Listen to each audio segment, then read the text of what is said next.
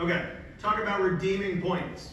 So obviously this could be a whole other seminar. I wish we could have 9 seminars on this, but let me just give you an example about how I start redeeming points. So, oh, I skipped a slide, I'm sorry. How do we do this?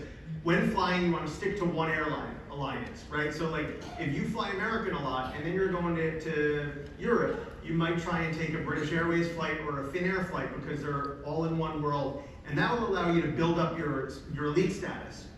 Once you get to 25,000 miles on any carrier, you will have some advanced benefits like being able to book exit rows, maybe priority check-in, free checked bags, all of these things. So it makes sense for that reason, and also just if you don't fly a ton, accumulate in one spot, because the redemptions that are great are not the ones that are 5 or 6 or 8,000 miles for the most part. They're the ones that are 50 or 70,000 miles. So you want to really be able to accumulate. When you're redeeming, it's the same thing. You're looking at partner redemptions. Fun fact, the US airlines seem to, I don't have the exact data with me, but they seem to make the least premium award space available. So Delta, American, United, good luck getting a first or business class flight on them to Asia or Europe even. However, a lot of their partners have much better availability. And do you care if you're flying on United or if you're flying on Lufthansa? Probably not, as long as you have a bed and someone's serving you a nice 3-course meal. So you always want to check into the partners.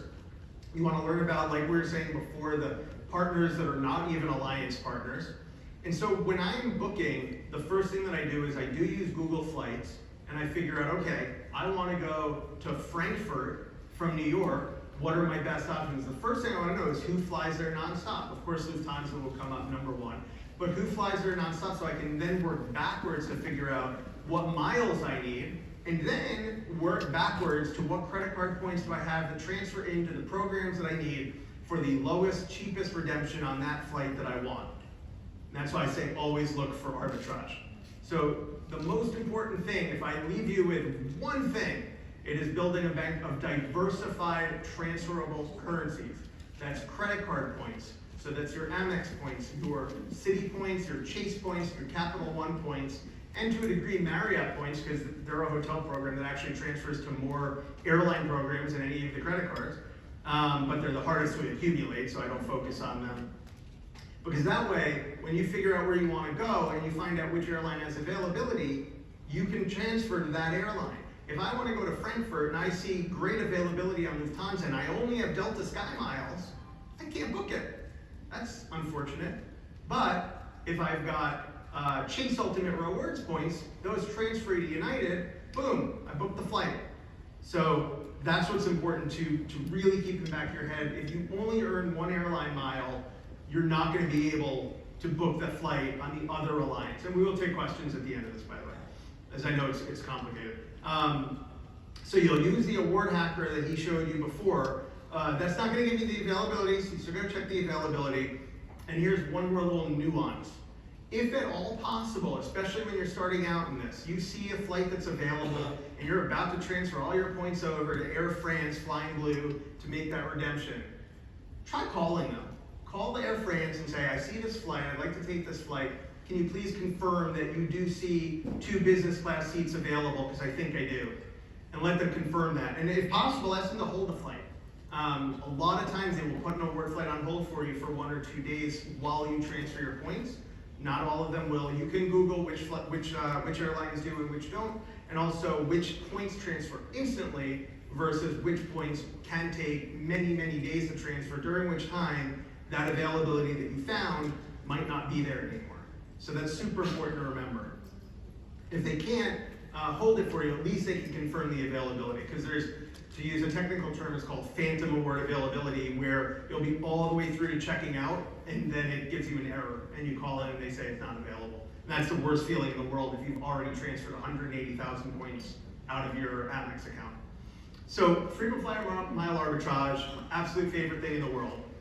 The exact same flight, and I'm not saying the same route, I'm not saying from New York to London, I'm saying the exact same flight can cost different amounts of miles depending on how you book it. So one quick example, a transcontinental flight on Delta might be currently being priced at 105,000 Delta miles.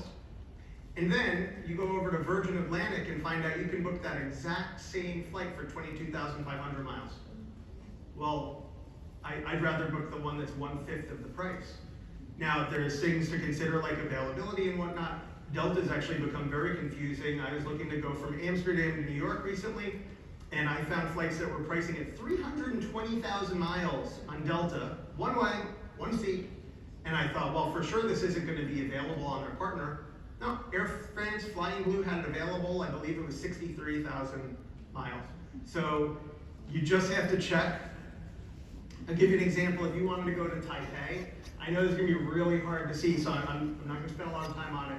But what it's showing you is, this is a word hacker, by the way. So it's not showing real-time availability. None of these may be available, but it's your starting point. It shows you which flight or which airlines frequent flyer programs will cost how much, operated by what airline or the entire alliance, and which partners transfer there. And this will really help you dissect what is the best value for the route. So it's a 1-2, right? It's a starting point. You know now to go in order. Okay, well, in this program, if it's available, what points do I have that can transfer there? And you just go down the list until you find the best one. But you know, if my first time checking, I see something that's going to cost 150,000 miles, and I go over to a word hacker, and I'm like, wait, there's an airline where that same flight's 75,000 miles. Well, you better believe I'm going to see if I have some points that I can transfer over to that. So again, let me just remind you that a word hacker does not show availability. I would say in the Miles Talk Facebook group, one of the biggest things that I get is, I found this on a word hacker, it's only 60,000 miles, but I can't book it. And the answer is because it's not available. It's not checking that. It's not broken, it's just not checking that at all. Surcharges are another thing.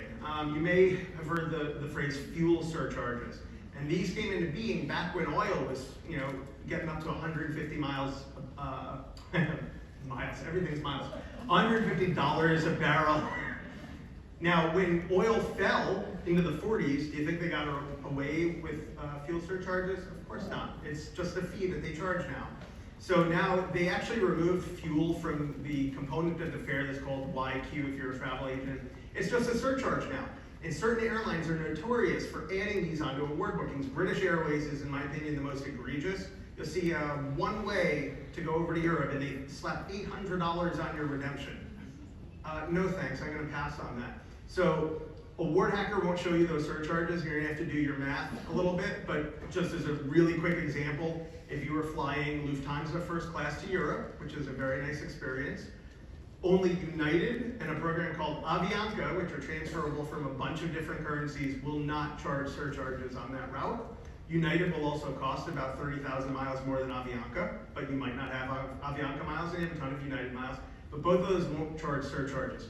If you tried to book that same one through Aeroplan, you'd pay about $600 going there and about $300 coming back. So really important to think about.